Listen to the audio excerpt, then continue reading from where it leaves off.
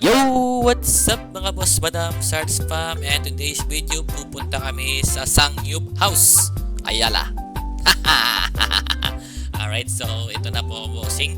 Kakarating lang namin sa Ayala Capital, Bacolod City, at pupunta kami dito sa Sangyup, no?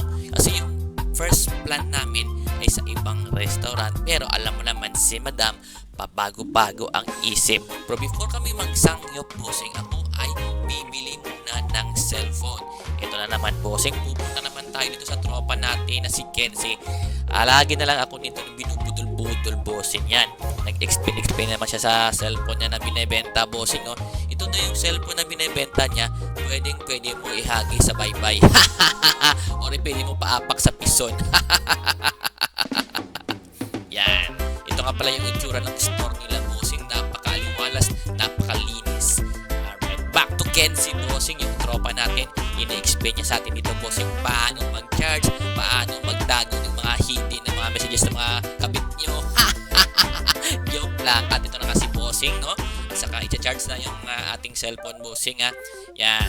Iutang lang natin dito bossing, no? I-charge natin sa ating gadget card. At ito nag-i-explain pa si Boss Kenzie sa atin, ha. Itong cellphone to bossing, sobrang tibay ito, no? Kahit na ihagis mo to sa bundok, no? Naka-airplane mode to, no? Kahit hindi mo naka-airplane mode on, naka-airplane mode on na to. At ito na naman bossing, no? Nadayang natin. At saka itong tawang-tawa na naman siya sa atin, no? Naloko na naman tayo. Alright, pagkatapos yan bossing, diretso sa may Sangyup 31 dito sa may Ayala. Yan. Pero I'm not a fan of Sangyup, man. Kasi real talk, no? Hindi talaga ako gusto ng Sangyup na yan, eh. Kasi gutom-gutom ka na, tapos anli pa, pero bago mo kainin, lulutuin mo pa. And then pag hindi mo na siya naubos, magcha-charge pa sila ng leftover. Pero wala tayong magawa. It's madam's choice. So sunod-sunuran lang tayo. So ito bossing, no, medyo early pa kami. Pero na-notice nyo, 11:15 yan, ha. Marami ng taong pumapasok dito. So ibig sabihin bossing, halos lahat ng Pinoy or mga taga-Bacolod dito mahilig talaga sa Anli Sangyup. Sila yun, pero ako hindi. Diba? Sila yun pero ako hindi. Ayoko kasi magluto-luto pa, no? Kasi gutom na ako magluluto-luto pa ko. Ako, hello? Pagkatapos yan, bossing, para makakuha yung umay namin, pupunta kami dito, bossing, sa isang food court. Nandito rin yan sa may Ayala, bossing, Capital, Bacolod City. So, yung in-order namin dito ng Junakis ay lemonade.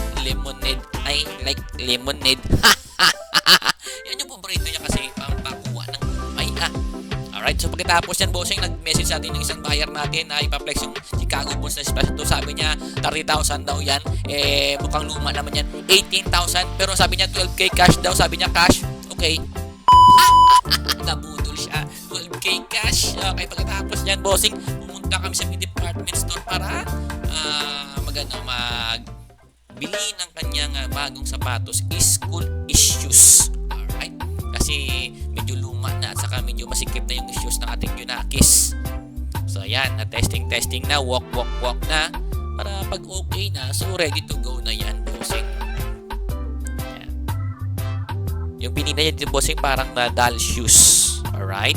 So pagkatapos niyan, bossing, bumili rin kami ng kanyang mga essentials dito, bossing, no? Yung sa mga uniform yan. So dalawa yung sapatos yung binili, bossing, isang rubber shoes, isang school shoes. Diba? Alright. Yan. Saka nagsama lang siya ng additional na pantulog.